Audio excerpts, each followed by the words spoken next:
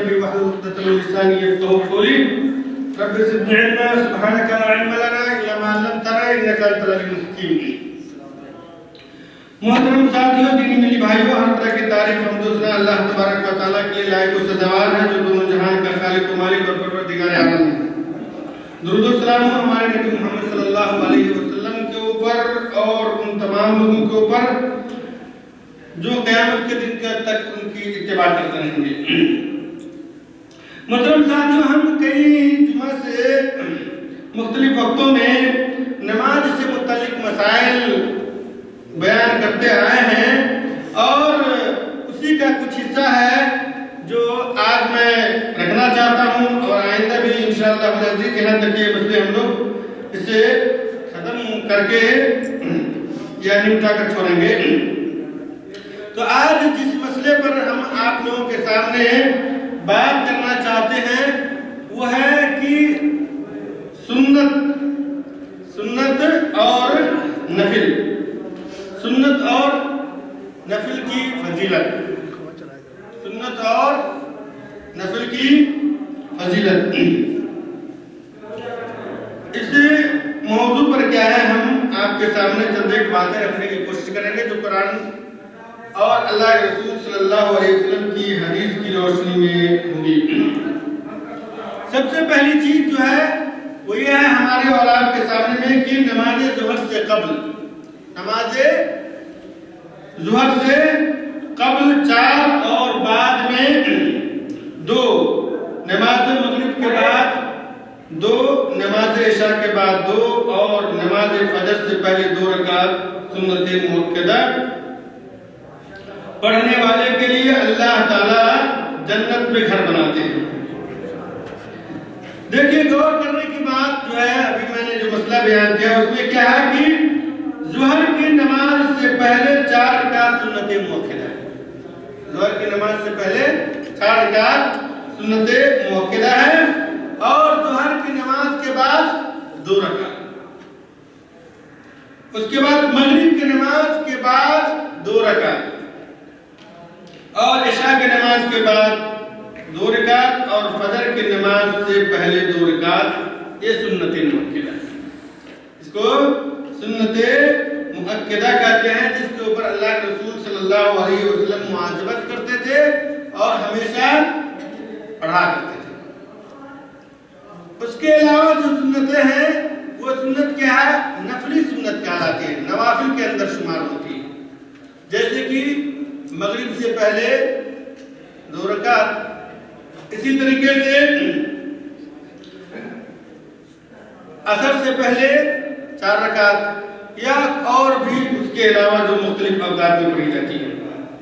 حضرت عائشہ رضی اللہ تعالی عنہا سے روایت ہے، وہ کہتی ہیں قال رسول اللہ صلی اللہ علیہ وسلم، اللہ کے رسول صلی اللہ علیہ وسلم نے کہا من صابر علی سنتی 10 رکعۃ من السنۃ بنى اللہ له بیتا فی الجنۃ 4 رکعات قبل الظہر ورکعتین بعدها ورکعتین بعد المغرب ورکعتین بعد العشاء ورکعتین قبل الفجر.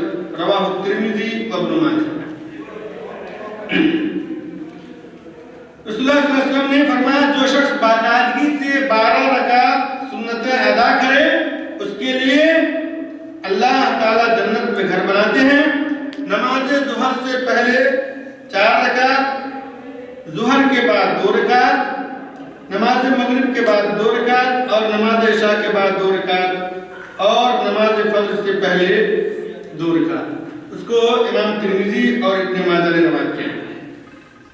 اب ہم اور آپ غور کریں کہ یہ چیز کیا ہے، سنت مؤکدہ. سنت مؤکدہ یعنی اللہ کے رسول صلی اللہ علیہ وسلم ہمیشہ اس کو پڑھا کرتے تھے، ہمیشہ اس کو پڑھا کرتے تھے اور جو آدمی اس کی مواظبت کرے، اس کو پڑھتا رہے تو اللہ کے رسول صلی اللہ علیہ وسلم نے فرمایا کہ اللہ تعالیٰ اس کے لیے کیا کرے گا، جنت میں گھر بنائے گا، جنت میں گھر بنائے گا. اس کے علاوہ اب غور کریں کہ اگر کوئی انسان ان نمازوں کے ساتھ اگر کوئی دوسری چیز کو شامل کر دیتا ہے سنت کے نام پر تو گویا کہ وہ چیز کیا سنت نہیں ہوگی بلکہ کیا ہو جائے گی؟ بدعت ہوگی، بدعت ہوگی۔ اس کے بعد کیا ہے کہ اللہ کے رسول صلی اللہ علیہ وسلم نے ان رکعتوں کی فضیلت بیان کی ہے، جو ابھی 12 رکعت جو سنت مؤکدہ ہے ان کے پڑھنے کی جو بات آئی، تو ان رکعتوں کی کیا کیا فضیلت ہے اس کو بھی الگ الگ سے دیکھتے ہیں۔ عمومی طور پر یہ بات ہمارے اور آپ کے سامنے میں آئی کہ ان 12 رکعتوں کی حفاظت کرنے والا، اس کی پابندی کرنے والا کیا ہے؟ جنت کا حقدار۔ لیکن اس کی الگ الگ فضیلت جو ہے وہ بھی حدیث کے اندر وارد ہوئی ہے، ذرا اس کو بھی سنیں۔ اللہ کے رسول صلی اللہ علیہ وسلم نے کیا کہا؟ نماز فجر سے پہلے 2 رکعت سنت دنیا جہان کی ہر چیز سے زیادہ قیمتی ہے۔ اللہ کے رسول صلی اللہ علیہ وسلم نے فرمایا کہ فجر کی جو 2 سنتیں ہیں یہ دنیا کے اندر جو چیزیں ہیں ان تمام چیزوں سے افضل اور بہتر ہے۔ اس لیے اللہ کے رسول صلی اللہ علیہ وسلم فجر کی 2 سنتوں کا اہتمام کیا کرتے تھے، اور سفر کے اندر ہو یا حضر کے اندر ہو ہر حال میں پڑھا کرتے تھے۔ اللہ کے رسول صلی اللہ علیہ وسلم فجر کی سنتوں کا اہتمام سفر اور حضر دونوں میں کرتے تھے، اسی طریقے سے وتر کی نماز کا بھی اہتمام کرتے تھے، جس کا تذکرہ کیا ہے آگے آئے گا انشاءاللہ۔ عائشہ رضی اللہ تعالیٰ عنہ کہتی ہیں قال رسول اللہ صلی اللہ علیہ وسلم رکعت الفجر خیر من الدنیا وما فیها، رواہ الترمذی، کہ فجر کی 2 رکعت سنت مؤکدہ، فجر کی 2 رکعت سنت مؤکدہ جو فجر سے پہلے پڑھی جاتی ہے، دنیا اور اس میں جو کچھ ہے اس سے بہتر ہے، دنیا اور جو کچھ اس میں ہے اس سے بہتر ہے۔ آپ اندازہ کر لیں کہ دنیا میں کیا کچھ ہے، بہت کچھ ہے کہ نہیں ہے؟ تو ان تمام چیزوں سے بہتر کیا ہے؟ فجر کی 2 رکعت سنت ہے۔ اس سے کیا اندازہ لگتا ہے کہ ہر انسان کو چاہیے کہ اس کا اہتمام کرے، اور جو آدمی اس سے محروم ہو گیا گویا کہ وہ دنیا کی بہت سارے بھلائیوں سے محروم ہو گیا۔ اسی لیے کیا ہے اللہ کے رسول صلی اللہ علیہ وسلم کے بعض صحابیوں سے اور نبی کریم صلی اللہ علیہ وسلم سے بھی یہ چیز ثابت ہے کہ فجر کی جو 2 سنت ہے اس کو قضا کرنا چاہیے، اس کو قضا کرنا کیا ہے؟ جبکہ فجر کے علاوہ اور جو سنت مؤکدہ ہے اس کی قضا جائز نہیں ہے۔ مثال کے طور پہ آپ ظہر کی 4 رکعت ظہر سے پہلے نہیں پڑھ پائے، ظہر سے پہلے نہیں پڑھ پائے، آپ نے کیا کیا؟ کہا کہ چلو پہلے ابھی جماعت شروع ہو گئی ہے، امام صاحب تو کے ساتھ ہم کو نماز پڑھنی ہے، تو آپ نے اس کو چھوڑ کر کے کیا کر لیا؟ جماعت کے ساتھ نماز پڑھنی شروع کر دی۔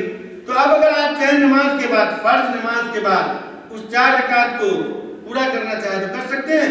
نہیں کر سکتے، نہیں کر سکتے۔ کیوں؟ اس لیے کہ یہ چیز اللہ کے رسول صلی اللہ علیہ وسلم سے ثابت نہیں ہے، سوائے کہ فجر کی نماز کی، سوائے کہ فجر کی نماز کی۔ اچھا، اسی سے یہیں سے اس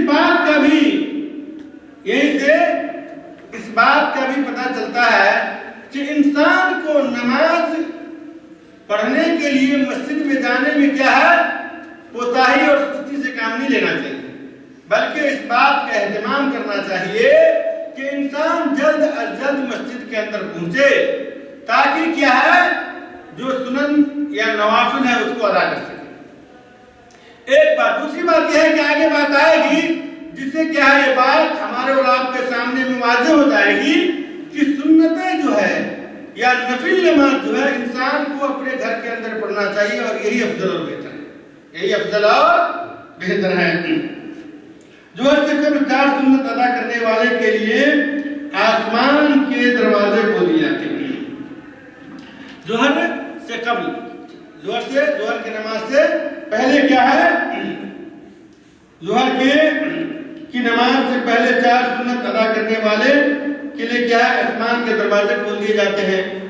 مطلب یہ ہے کہ اللہ تعالیٰ کیا ہے جو آدمی ظہر کی نماز سے پہلے 4 رکعات کا اہتمام کرتا ہے، اللہ تعالیٰ کیا ہے اس کے لیے جنت کے دروازے کو کیا کرتا ہے وا کر دیتا ہے، کھول دیتا ہے۔ اب اندازہ کریں کہ چھوٹی چھوٹی چیزیں ہیں، چھوٹا چھوٹا عمل ہے، لیکن اللہ تعالیٰ نے اس کے اوپر بہت ہی بڑا اجر و ثواب رکھا ہے۔ کیوں رکھا ہے؟ اس لیے کہ اللہ تعالیٰ چاہتا ہے کہ بندے اپنے رب کے پاس بخشش کا کوئی راستہ ڈھونڈ لے، ہے نا۔ اللہ تعالیٰ نہیں چاہتا کہ انسان ان کی تیار کردہ دردناک عذاب کی جگہ پر کیا ہے ہو جائے، یعنی جہنم میں۔ اللہ تعالیٰ نہیں چاہتا ایسا۔ اللہ تعالیٰ چاہتا ہے کہ ان کے بندے کہاں جائیں؟ جنت میں جائیں۔ اسی لیے اللہ تعالیٰ نے رحم و کرم کے دروازے اور رحم و کرم کے راستے کیا ہے مختلف رکھے ہیں، آسان سے آسان بھی اور مشکل سے مشکل بھی۔ اور جو انسان اللہ تعالیٰ کی رحمتوں کو پانا چاہے تو بالکل پا سکتا ہے، اور وہ سب کی سب کیا ہے آسان ہے۔ ابو ایوب رضی اللہ تعالیٰ عنہ کہتے ہیں کہ قال اللہ کے رسول صلی اللہ علیہ وسلم نے کہا 4 قبل الظہر لیس فیہن تسلیم تفتح لہن ابواب السماء۔ فرمایا کہ ظہر سے قبل 4 رکعات سنت جس میں سلام نہ ہو ان کے لیے آسمان کے دروازے کھول دیے جاتے ہیں۔ اسے ابو داؤد نے روایت کیا۔ اس حدیث سے پتہ چلتا ہے کہ ظہر سے پہلے جو 4 رکعت پڑھی جائے گی وہ لگاتار کیا ہے ایک ساتھ میں 4 رکعت پڑھی جائے گی۔ یعنی ایسا نہیں ہے کہ 2 رکعت پڑھ کر کے سلام پھر لیا پھر 2 رکعت پڑھی جائے گی، نہیں، بلکہ کیا ہے ایک ہی سلام کے ساتھ کیا ہے ان 4 رکعتوں کو ادا کرنا ہے۔ یعنی 2 رکعت پڑھ کے تشہد، پھر کیا ہے تیسری اور چوتھی رکعت کے لیے کھڑے ہو اور لاسٹ میں سلام پھیریں۔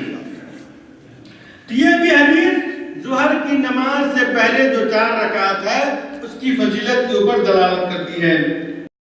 چاہیے کہ وہ اس کا اہتمام کریں گے۔ اور کیا ہے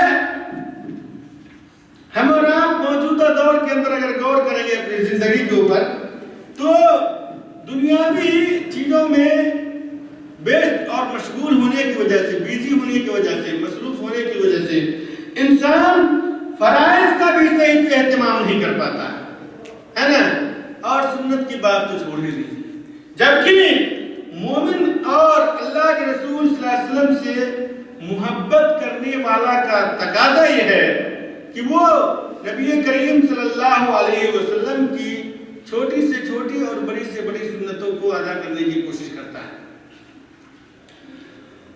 اور موجودہ دور کے اندر جو انسان سنت سے دوری اختیار کیا ہوا ہے اس کی کئی ایک وجہ ہے، ان کی کئی ایک وجہ ہے، جس میں سے ایک چیز میں ذکر کرتا ہوں اور بقیہ پھر کبھی انشاءاللہ ذکر کرنے کی کوشش کروں گا۔ ان میں سے ایک وجہ یہ ہے کہ انسانوں نے اسلام کو ذکر و اذکار اور عدد کے اوپر محصور کرنے کی کوشش کیا ہے۔ یعنی لوگوں نے اسلامی تعلیمات کو گنتیوں میں، یعنی کوئی ایسا کام کرو گے تو اس کا اتنا 1000 ثواب ملے گا کہہ کر کے، تو اس کو کیا کیا گنتیوں کے اوپر محسوس کیا، گنتی کے ذریعے سے کہ ہم نے اگر مثال کے طور پر ایک نماز پڑھی تو کتنا 1000 ثواب مل گیا، وہ گنتی کے اوپر کیلکولیٹر کے اوپر اس کو حساب کرنا شروع کر دیا۔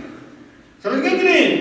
تو ایک چیز یہ پریشانی کی باعث بنی کہ انسان نے کیا اپنے اعمال کو کیا ہے عددوں میں محسوس کر دیا، گنتیوں میں محسوس کیا، جبکہ اللہ تعالیٰ نے ایسا نہیں کیا۔ اللہ تعالیٰ نے ایسا نہیں کیا۔ دوسری بات یہ ہے کہ لوگوں نے اسلامی احکامات کو بھی اذکار کے اوپر محسوس کر دیا۔ وہ کیسے؟ وہ اس طرح سے کہ اگر آپ غور کریں گے تو پتہ یہ چلے گا کہ موجودہ دور کے اندر لوگوں نے بہت سارے ایسے اذکار ایجاد کر لیے ہیں، ایسے ایسے ذکر ایجاد کر لیے ہیں جس کا قرآن و حدیث سے کوئی ثبوت نہیں ہے، اس کا قرآن و حدیث سے کوئی ثبوت نہیں ہے، بلکہ وہ تمام کی تمام چیز کیا ہے؟ بدعیہ اذکار ہے۔ انسان ان کا اہتمام کرتا ہے اور وہ یہ سمجھتا ہے کہ اس کو کر لینے سے کیا ہم کو اتنا ثواب مل گیا، وہ ہمارے لیے کافی ہے۔ مثال کے طور پر ایک مثال دیتا ہوں کہ لوگوں نے بہت ساری چیزیں ایجاد کی، ان میں سے ایک یہ بھی ہے جو مجھ کو یاد نہیں ہے، وہ کہتے ہیں کہ ایک درود شریف ہے، اس کو پڑھیں گے ایک مرتبہ تو آپ کو 1,00,000 ثواب ملے گا، اس کو درود لکھوی کہتے ہیں، وہ میرے پاس ہے کتاب، سمجھ رہے کہ نہیں؟ تو انہوں نے کیا کیا، کہا کہ اس درود کو 1 مرتبہ پڑھے گا تو 1,00,000 ثواب ملے گا، تو کیا کیا ذکر کے اوپر محسوس کر دیا، وہ کہتا کیا ضرورت ہے یار مسجد میں جا کر کے 5 وقت کرنے کی، 1 مرتبہ پڑھ لیا تو کیا 1,00,000 ثواب مل گیا، جبکہ نماز پڑھنے سے اتنا ثواب نہیں ملتا، نعوذ باللہ من ذالک، اس طرح کہتے ہیں۔ اور بھی بہت ساری چیزیں ہیں میرے بھائی، اور بھی بہت ساری چیزیں ہیں۔ اللہ تعالیٰ نے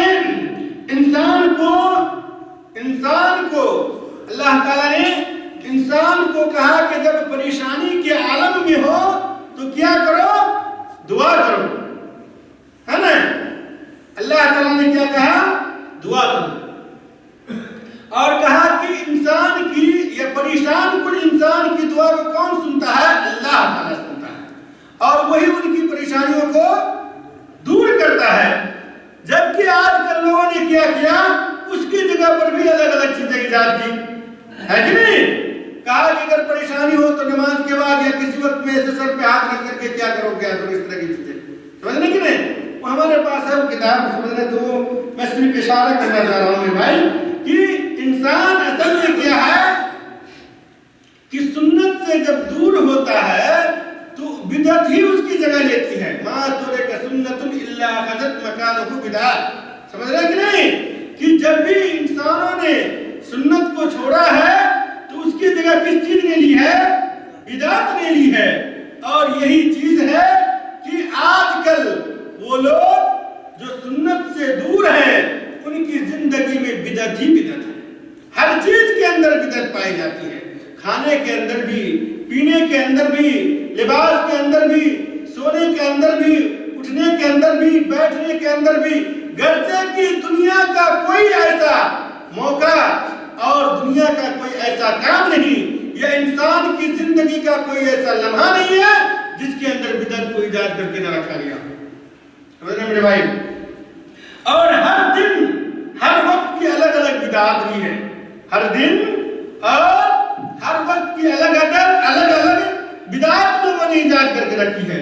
اس کی اصل وجہ کیا ہے کہ سنت کو چھوڑنا، سنت کو ترک کر دینا، اور سنت کو جو انسان ترک کر دے، چھوڑ دے، جس میں کوئی شک نہیں ہے کہ وہ بدعت کی طرف ہی مائل ہوگا۔ اللہ کے رسول صلی اللہ علیہ وسلم نے صبح و شام کے اذکار بیان کیے، یعنی صبح کے وقت میں کون سے ذکر کیے جائیں، شام کے وقت میں کون سے ذکر ہے، نماز کے بعد کے ذکر ہے، سونے کے اذکار ہیں، ٹوائلٹ اور حمام میں جانے کے اذکار ہیں، تمام چیزوں کی دعائیں اللہ کے رسول صلی اللہ علیہ وسلم نے بیان کی۔ لیکن موجودہ دور کے اندر انسان کو ان چیزوں کے اہتمام کی طرف نہیں بلایا جاتا، بلکہ ان سے الگ تھلگ بدعات کی طرف بلائی جاتی ہے۔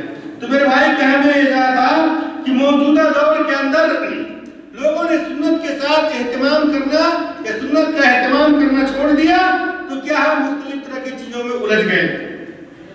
تو بات یہ ہوئی تھی کہ ظہر سے پہلے اگر کوئی انسان 4 رکعت سنت کا اہتمام کرتا ہے اور اس کو مواظبت کے ساتھ پڑھتا ہے تو حضرت ابو ایوب رضی اللہ تعالیٰ عنہ کہتے ہیں کہ اللہ کے رسول صلی اللہ علیہ وسلم نے فرمایا کہ ان کے لیے کیا آسمان کے دروازے کھول دیے جاتے ہیں۔ اسی طریقے سے ایک دوسری حدیث ہے ام حبیبہ رضی اللہ تعالیٰ عنہ کی، جس میں یہ ہے کہ ظہر سے پہلے 4 اور بعد میں 4 رکعت سنت ادا کرنے والے پر اللہ تعالیٰ جہنم کی آگ حرام کر دیتے ہیں۔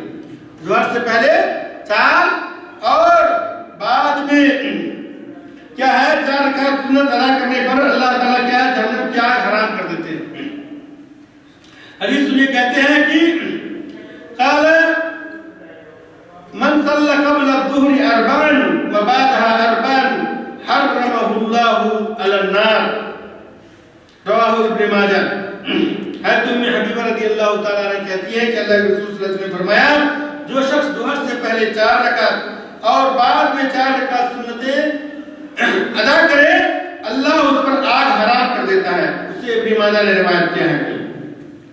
इस हदीस से भी बात क्या है, ज़ोहर की जो सुन्नत है उसकी अहमियत और फजीलत का अंदाजा होता है। नमाज असर से कब्ल 4 रकात सुन्नत गैर मुअक्कदा पढ़ने वाले, नमाज असर से कब्ल 4 रकात सुन्नत गैर मुअक्कदा, समझ रहे कि नहीं? यानी असर की नमाज से पहले जो सुन्नत 4 रकात पढ़ी जाती है वो गैर मुअक्कदा है। उसको अल्लाह के रसूल सल्लल्लाहु अलैहि वसल्लम अदा किया करते थे, लेकिन इसको मुआज़मत के साथ हमेशा अदा करना चाहिए कह करके ताकीद नहीं की है। लेकिन अल्लाह के रसूल सल्लल्लाहु अलैहि वसल्लम अदा किया करते थे, तो अगर आप भी अगर कर सकते हैं तो अच्छी बात है। अल्लाह के रसूल सल्लल्लाहु अलैहि वसल्लम ने इसकी अहमियत और फजीलत को बयान किया है।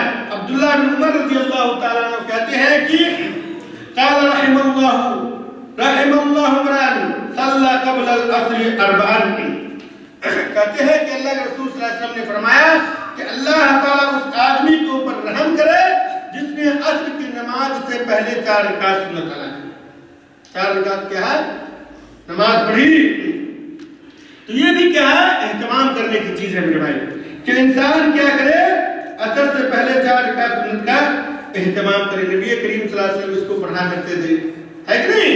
तो हमें और आपको भी चाहिए कि हम इसका एहतमाम करते हुए नबी करीम सल्लल्लाहु अलैहि वसल्लम की सुन्नत के ऊपर अमल करें।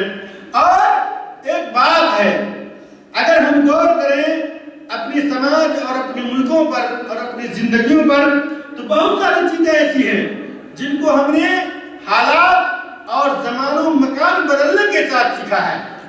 हालात और ज़मानो मकान बदलने के साथ सीखा है। आप अपने मुल्कों में मुमकिन है देखा होगा कि लोग असर की नमाज से पहले क्या है, इन सुन्नतों का एहतमाम नहीं करते, लेकिन बाज़ लोगों के नजदीक इसकी बहुत बड़ी अहमियत है और उसका एहतमाम भी करते हैं, और उमूमी तौर पर इसका एहतमाम वो लोग करते हैं अपने मुल्कों के अंदर जो लोग अपने आप को क्या है सल्फिया अहल हदीस कहलाते हैं, सल्फिया अहल हदीस कहलाते हैं, उनका इसका एहतमाम है ना। और बहुत सारे लोगों ने असर से पहले 4 रकात सुन्नत अल्लाह के रसूल सल्लल्लाहु अलैहि वसल्लम पढ़ा करते थे, उनको यहाँ पर आकर के जाना है, उनको यहाँ पर आकर के जाना है। उसकी वजह यह है कि उनके मुल्कों में जिस चीज या जिस मनहज या मसलक की तरफ वो मुंतसिब थे, उनके यहाँ ये चीजें नहीं पाई गई। और अभी भी बहुत सारे लोग इसको क्या है नहीं पढ़ते, वो कहते हैं कि हमारे यहाँ ये चीज नहीं पढ़ी जाती है, या वो कहते हैं कि हमारे इमाम ने ऐसा नहीं किया है। लेकिन मैं कहता हूँ मेरे भाई कि जो चीज अल्लाह के रसूल सल्लल्लाहु अलैहि वसल्लम ने जिंदगी में एक मर्तबा किया हो और उसको करने का हुक्म दिया या कर लिया करने का हुक्म नहीं दिया, तो वो चीज क्या है सुन्नत बन जाती है। और मोमिन जो होता है, मुसलमान जो होता है, अपने नबी की मोहब्बत में उनकी हर सुन्नतों को अदा करने की कोशिश करता है। ये मोमिन की पहचान है मेरे भाई, ये मुसलमान की पहचान है कि वो नबी करीम सल्लल्लाहु अलैहि वसल्लम की छोटी से छोटी और बड़ी से बड़ी सुन्नतों की तलाश और जुस्तजू करता है और उसके ऊपर अमल करने की कोशिश करता है। मोमिन हकीकत में कहते ही उसी को है जो नबी करीम सल्लल्लाहु अलैहि वसल्लम की लाई हुई शरीयत से कभी भी तजावुज करना पसंद नहीं करता है, कभी भी आगे निकलने की कोशिश नहीं करता है। तो जब भी वो कोई काम करने के लिए सोचता है तो वो पहले ये देखता है कि इसमें हमारे नबी की सुन्नत क्या है, हमारे नबी की सुन्नत क्या है, नबी करीम सल्लल्लाहु अलैहि वसल्लम ने इस काम को किस तरीके से किया है, कुरान में इसकी किस तरह की तालीम आई है, और कुरान मजीद में क्या है इसका किस तरह से बयान आया है, और नबी करीम सल्लल्लाहु अलैहि वसल्लम ने किस तरह से उसकी तफसीर की है और कैसे करके दिखाया है, सहाबा करम उसके ऊपर कैसे अमल करते थे। आदमी की क्या यही जुस्तजू और तलाश होती है। लेकिन जो लोग सुन्नत को क्या है, सुन्नत को इस बात का कि सुन्नत की अहमियत नहीं देते, जो लोग अहमियत नहीं देते या जिन लोगों के नजदीक سنتوں کی اہمیت نہیں ہوتی، وہ کیا ہے؟ اپنی زندگی کے تمام مراحل میں، اپنی زندگی کے تمام مشاکل اور مسائل کے حل کے لیے کیا ہے؟ وہ اپنی ہی کتاب کو تلاش کرتے ہیں، اپنی ہی منہج کی تلاش ہوتی ہے ان کو۔ میرے بھائی، قرآن مجید یہ منہج ربانی ہے، انسان کے لیے دستور ہے۔ نبی کریم صلی اللہ علیہ وسلم کی حدیث جو ہے یہ اس کی تفسیر ہے۔ تو انسان اگر اپنی زندگی میں کسی چیز کو دیکھنا چاہتا ہے تو پہلے کیا ہے؟ کہاں سے شروعات کرے؟ اس کو قرآن اور حدیث سے۔ اور ہم اور آپ جانتے ہیں کہ اللہ تبارک و تعالیٰ نے نبی کریم صلی اللہ علیہ وسلم سے پہلے اور بھی نبیوں کو بھیجا اور ان لوگوں کے اوپر بھی کتابیں نازل کی اور ان نبیوں کی بھی سنت تھی، لیکن کیا ان کی کتابیں اور ان کی سنتیں محفوظ ہے؟ کیا آپ حضرت عیسیٰ علیہ السلام کی کتاب جو ان کے اوپر نازل ہوئی تھی موجودہ دور کے اندر اس کی اصلی زبان میں یا کہ اس کے علاوہ دوسری زبان میں جس میں وہ نقل کی گئی ہے اصلی صورت میں پا سکتے ہیں؟ قطعی طور پر نہیں پائیں گے۔ حضرت عیسیٰ علیہ السلام نے جو کچھ کیا، ان کا عمل جو ہے، ان کا جو عمل تھا، جو تفسیری عمل تھا، جو انہوں نے اپنے کیا ہے تلمیذ یا شاگردوں کو یا اپنے قوم کے لوگوں کو سکھایا تھا، جس کو کیا حدیث کہا جا سکتا ہے، کیا وہ چیز موجود ہے؟ نہیں موجود ہے۔ حضرت موسیٰ علیہ السلام، حضرت ابراہیم علیہ السلام اور اسی طریقے سے کیا ہے مختلف انبیاء جو اس دنیا کے اندر آئے، آخر ان کی سنتیں، ان کی کتابیں کیوں موجود نہیں رہی؟ کیوں کیا ہے ان کی سنتیں نہیں لکھی گئی؟ اس لیے کہ اللہ تبارک و تعالیٰ نے ان دین کی یا ان کتابوں کی حفاظت کی ذمہ قیامت تک کے لیے نہیں لیا تھا، اور وہ چیز قیامت تک کے لوگوں کے لیے نہیں تھی۔ اگر ان کتابوں کے اندر کوئی چیز تھی جو قیامت تک کے لیے باقی رہ سکتی ہے یا قیامت تک کے لوگوں کے لیے، تو وہ توحید کی تعلیم تھی، توحید کی تعلیم تھی، جس کی بنیاد پر آج بھی آپ اگر ان کتابوں کو اگر پڑھیں گے، ان کتابوں کو اگر آپ پڑھیں گے چاہے وہ جس شکل میں بھی ہو، تو توحید ان کتابوں کے اندر موجود ہے، توحید ان کتابوں کے اندر موجود ہے، اور توحید کی حفاظت کی ذمہ داری اللہ تعالیٰ نے لی ہے۔ اس لیے جب سے دنیا بنی ہے، شیطانوں کی کوششوں کے باوجود بھی مختلف ادوار میں اور مختلف زمانے میں شیطان نے لوگوں کو یا انسانیت کو کیا ہے شرک کے دلدل میں نتپت کیا، ان کو پھنسایا، لیکن توحید کی پود و باش اور توحید کے اوپر عمل کرنے والے کہیں نہ کہیں کوئی نہ کوئی لوگ موجود تھے جو توحید کی طرف لوگوں کو بلاتے رہے۔ میرے بھائی بات کیا ہے؟ موضوع سے باہر نکلتی جا رہی ہے۔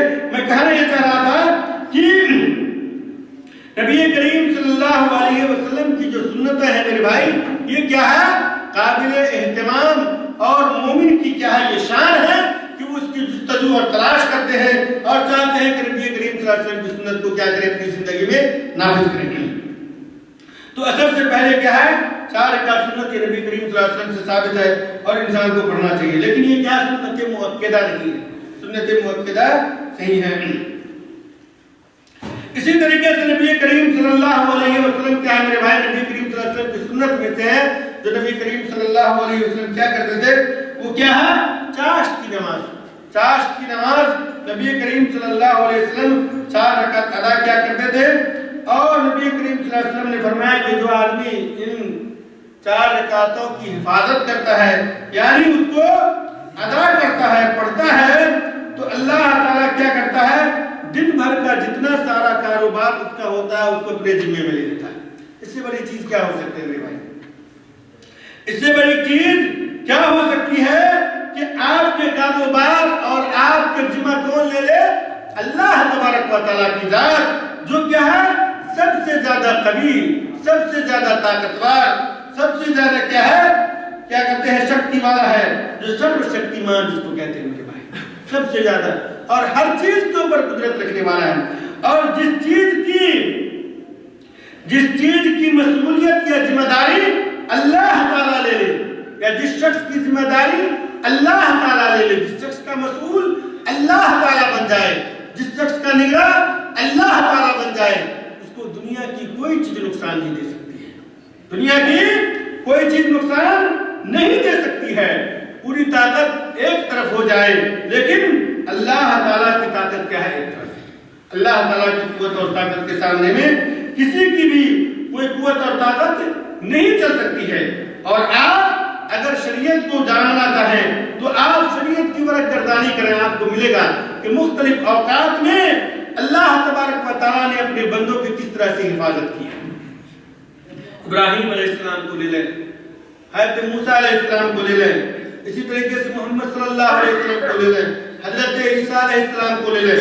مختلف اوقات میں, مختلف دور میں اور مختلف کیا ہے سمے میں اللہ تبارک و تعالیٰ نے اپنے بندوں کی ایسی حفاظت کی ہے جس کو کیا ہے لوگ دیکھ کر کے یا پڑھ کر کے کیا ہے وہ دنگ ہو جاتے ہیں. تو میرے بھائی کہنے کا مطلب یہ ہے کہ اگر کوئی انسان چاشت کی رکعت جو 4 رکعت ہے اس کا اہتمام کرے تو اللہ کے رسول صلی اللہ علیہ وسلم فرماتے ہیں کہ وہ انسان دن بھر اللہ کے کیا ہے اللہ تعالیٰ کے ذمے میں ہوتا ہے.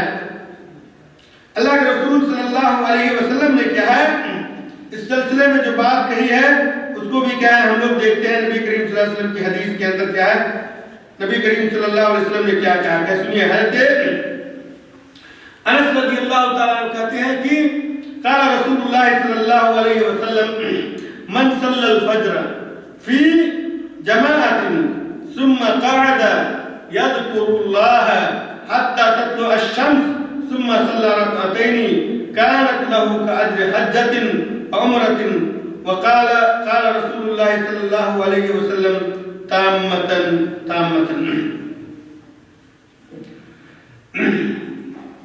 اللہ کے رسول صلی اللہ علیہ وسلم کہتے ہیں کہ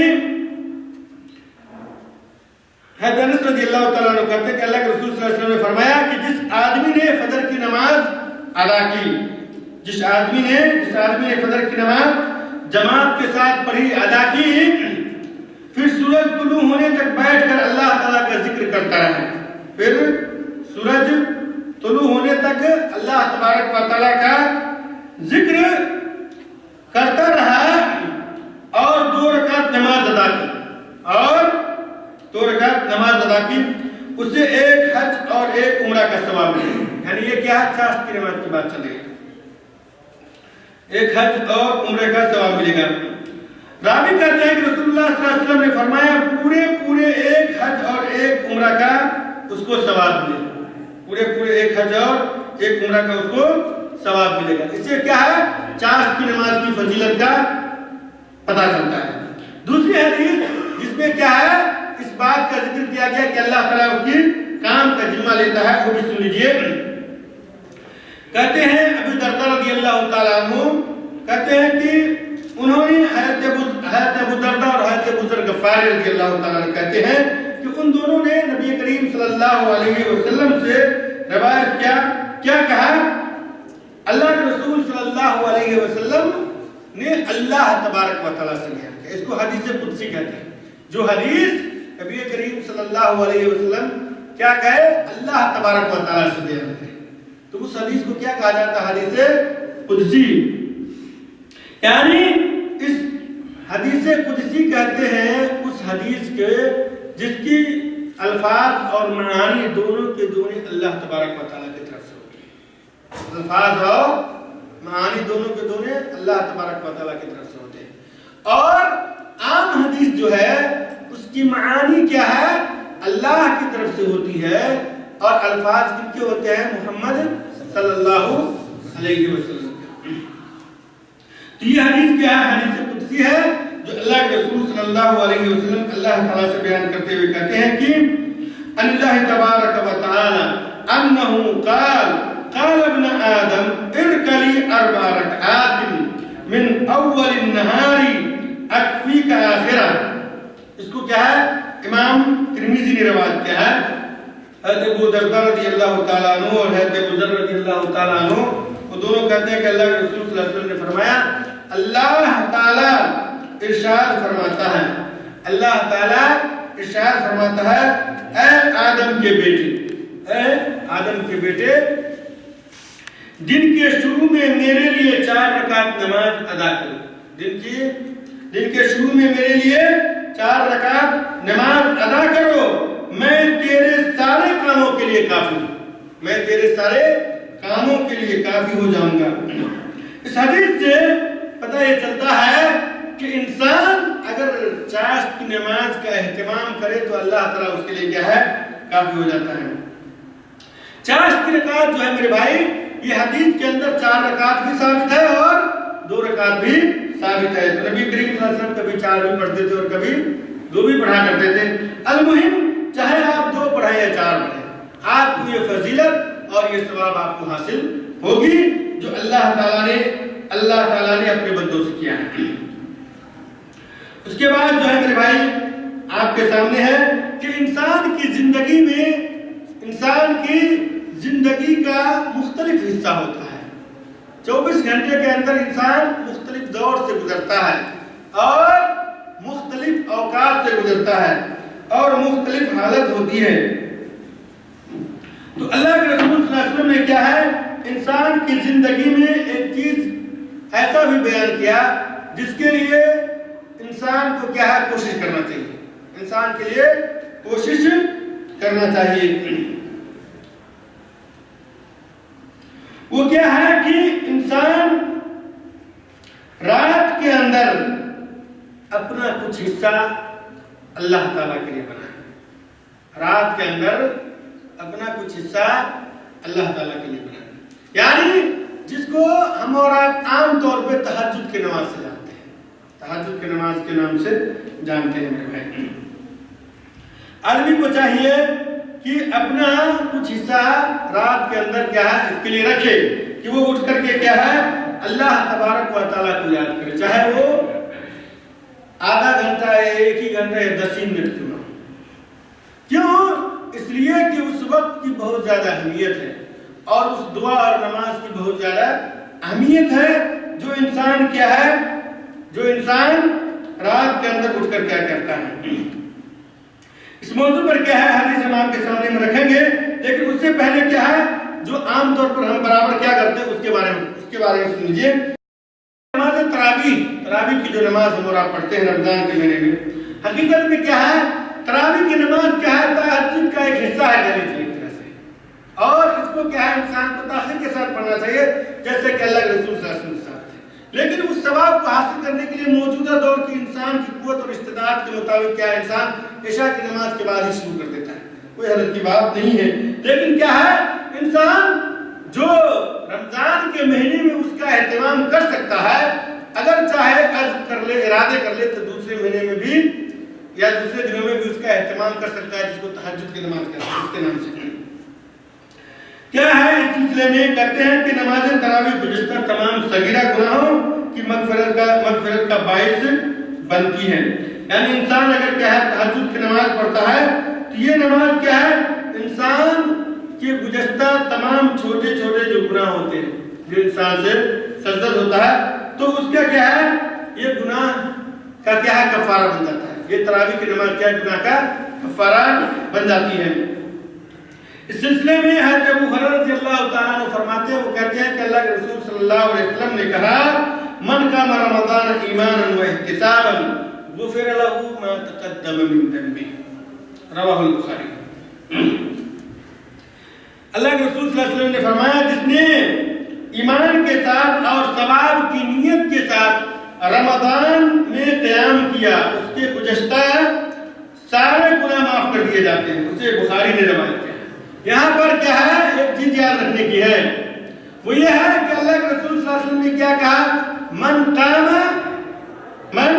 قام رمضان ایمانا و احتسابا، من قام رمضان ایمانا و احتسابا، ایمان اور کیا ہے احتساب، یہ 2 چیزوں کا ذکر ہے، یعنی انسان ایمان بھی رکھتا ہو، ایماندار بھی ہو، یقین والا بھی ہو، وشواس والا بھی ہو، اور کیا ہے ثواب کی امید بھی رکھتا ہو، تراویح کی نماز پڑھتے ہوئے کیا ہے ثواب کی امید بھی رکھتا ہو۔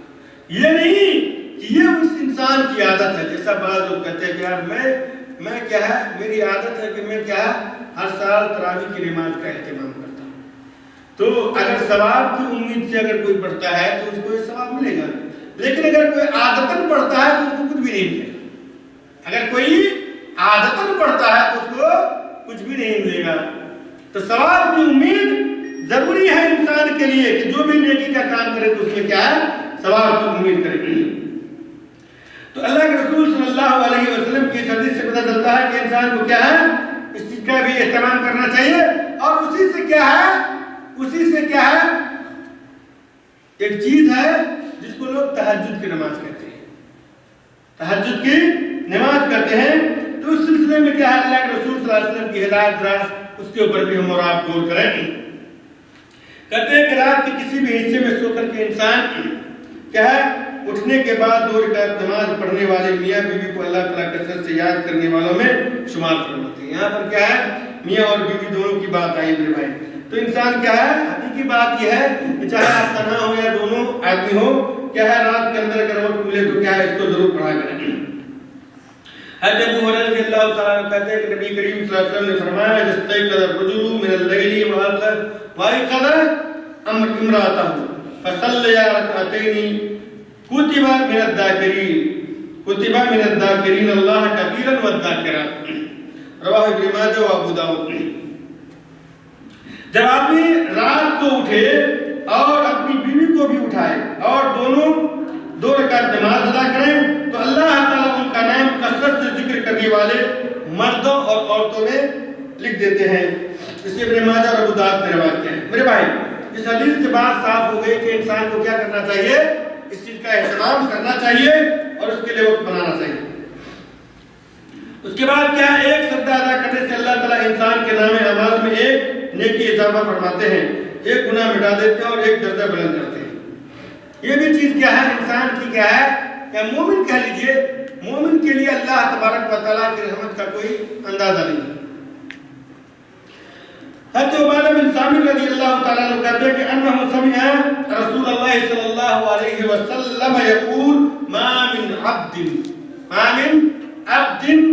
يسجد لله سجدة إلا كتب الله له بها حسنة ومحى عنه بها سيئة ورفع له بها درجة فاستكثروا من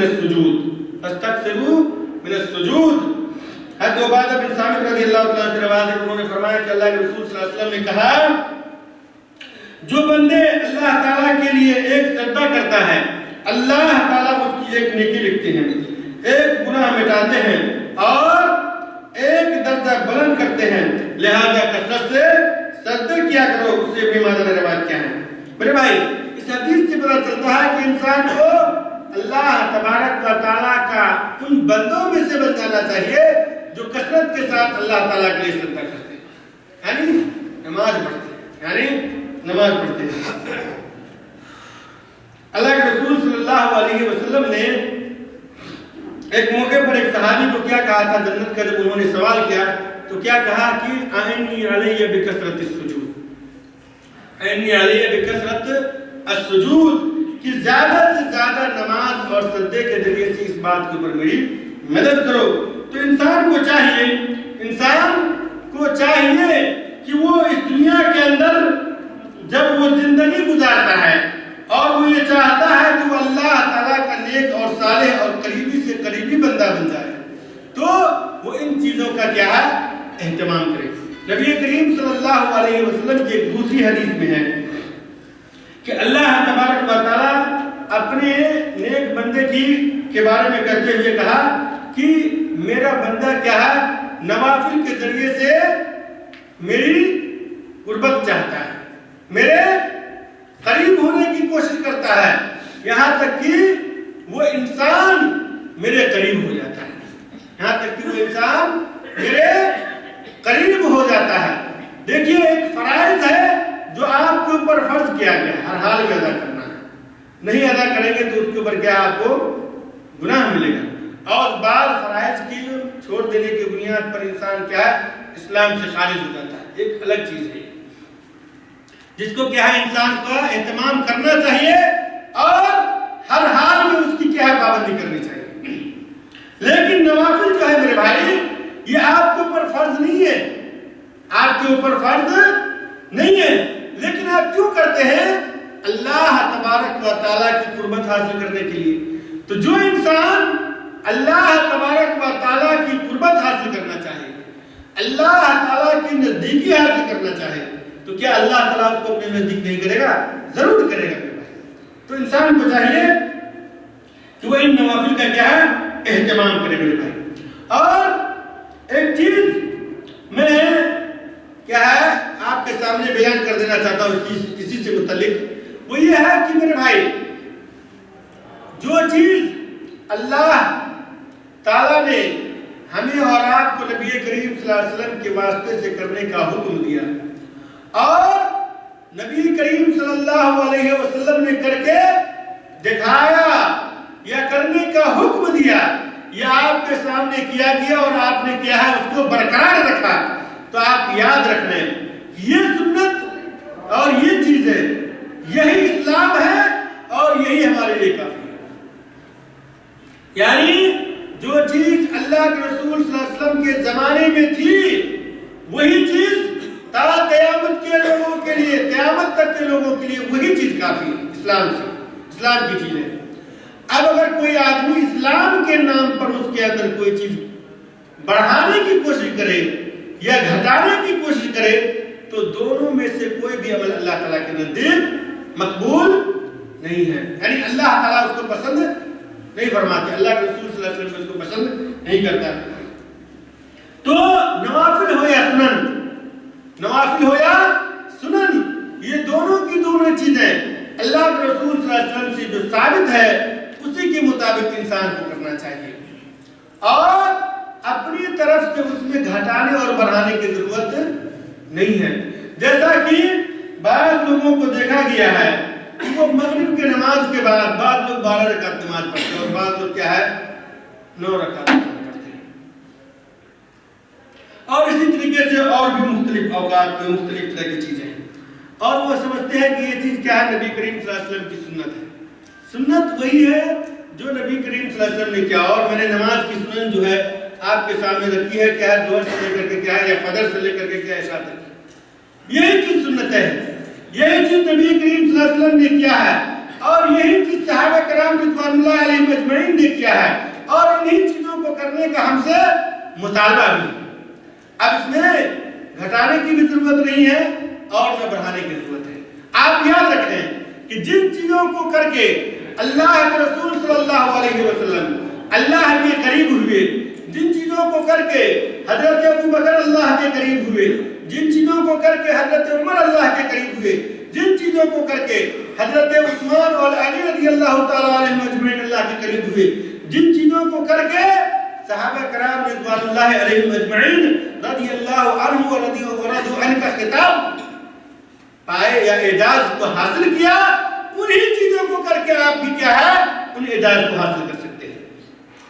یعنی انہی چیزوں کو کر کے آپ بھی اللہ تبارک و تعالیٰ کے قریبی اور نزدیکی بندہ بن سکتے ہیں. لیکن آپ اگر چاہیں کہ ہم ان چیزوں میں سے کچھ چیزوں کو گھٹا دیں یا ان میں کچھ چیزوں کو بڑھا کر کے اللہ تبارک و تعالیٰ کی قربت حاصل کر لیں گے تو یہ کبھی بھی ممکن نہیں ہے. جو اللہ کے رسول صلی اللہ علیہ وسلم کے زمانے میں اسلام نہیں تھا وہ آج بھی اسلام نہیں ہو سکتا, اور قیامت تک کے آنے والے دنوں میں کبھی بھی اسلام نہیں ہو سکتا ہے. اسلام وہی ہے جو اللہ تعالیٰ نے نبی کریم صلی اللہ علیہ وسلم کے ذریعے سے ہمارے اور آپ تک پہنچایا, اور نبی کریم صلی اللہ علیہ وسلم نے کیا صحابہ کرام کو کر کے دکھایا, اور وہ چیز قرآن اور حدیث کی کتابوں میں محفوظ ہے. میرے بھائی تو سنت کیا ہے, یہ حقیقت میں اگر آپ غور کریں گے تو یہ سنت حقیقت میں جو اللہ تبارک و تعالیٰ کی قربت حاصل کرنا چاہتے ہیں, جو اللہ تبارک و تعالیٰ کی نزدیکی حاصل کرنا چاہتے ہیں, جو نبی کریم صلی اللہ علیہ وسلم سے محبت کرنے کا دعویٰ کرتے ہیں, ان سے ان کی محبت کا ایک کیا ہے کہ ایک بہت بڑی اعلیٰ اور عرفہ نشانی ہے کہ انسان اپنی محبوب سے کتنا زیادہ محبت کرتا ہے. نبی کریم صلی اللہ علیہ وسلم سے آپ کتنا زیادہ محبت کرتے ہیں, اس کا اندازہ کب ہوگا آپ کو, جب آپ نبی کریم صلی اللہ علیہ وسلم کی سنت پہ عمل کریں. آپ جتنی ہی زیادہ نبی کریم صلی اللہ علیہ وسلم کی سنت پہ عمل کرتے ہیں گویا کہ آپ اتنی ہی زیادہ نبی کریم صلی اللہ علیہ وسلم سے محبت کرتے ہیں, اور جتنی ہی زیادہ اس سے دور اتنی زیادہ نعوذ باللہ من ذالک کیا ہے نبی کریم صلی اللہ علیہ وسلم نفرت ہے. نبی کریم صلی اللہ علیہ وسلم سے کیا ہے نفرت ہے میرے بھائی. تو ہمیں اور آپ کو چاہیے کہ ہم اور آپ جب تک اس دنیا کے اندر زندہ رہیں نبی کریم صلی اللہ علیہ وسلم کی سنت کو اپنی زندگی میں اپنائیں. چاہے وہ سنت ہماری زندگی کے کسی بھی گوشے سے تعلق رکھتی ہو, چاہے وہ نماز سے تعلق رکھتی ہو یا کھانے پینے سے تعلق رکھتی ہو, اٹھنے بیٹھنے اور سونے جانے سے تعلق رکھتی ہو, شادی بیاہ سے تعلق رکھتی ہو, اور اسی طریقے سے آپسی لین دین اور پڑوسی ماں باپ کے حقوق اور دوسری جو دیگر چیزیں ہیں ان تمام چیزوں سے تعلق رکھتی ہو. گویا کہ جتنی ساری چیزیں ہیں ان میں سے کسی بھی چیز سے کوئی سنت تعلق رکھتی ہے تو ہمیں اور آپ کو چاہیے کہ ہم کیا کریں, اس کو اپنانے کی کوشش کریں حتی الامکان. اور اسی میں کیا ہے انسان کی بڑائی ہے. اللہ تبارک و تعالیٰ سے ہم دعا کرتے ہیں کہ اللہ تعالیٰ ہمیں اور آپ کو جب تک اس دنیا کے اندر زندہ رکھے, نبی کریم صلی اللہ علیہ وسلم کی سنت کا پابند بنا کر کے زندہ رکھے. اور ساتھ ہی ساتھ یہ بھی ہم دعا کرتے ہیں کہ اللہ تعالیٰ ہمیں اور آپ کو نماز کے بعد اور پہلے جو سنن اور نوافل ہے اس کا اہتمام کرنے کی توفیق عطا فرمائے. آمین. صلی اللہ تعالیٰ علیہ محمد وبارک وسلم.